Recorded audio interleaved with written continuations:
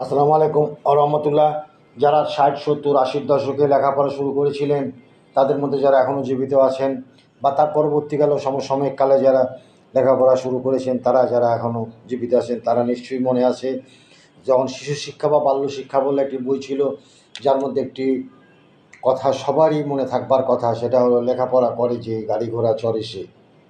হঠাৎ করে 80-র দশকের আশেপাশে কালজয়ী ব্যক্তিত্ব সত্যজিৎ রায় নতুন কথা বলতে শুরু করলেন মানুষের সামনে। তিনি তৈরি করলেন এক কালজয়ী চলচ্চিত্র হীরক রাজার দেশে। সেখানে তিনি বলে ফেললেন, লেখাপড়া করে যে অনাহারে মরে সে। তিনি আরও বললেন, ভরপেট নাই খাই, রাজকোষ দেওয়া চাই। তিনি আরও বললেন, জানার শেষ নাই, জানার চেষ্টা বৃথা দায়। তিনি আরও বললেন, হীরক রাজা ভগবান, করসবে জয়গান। তিনি আরও বললেন, দড়ি ধরে মারো টান, রাজা হবে খান খান।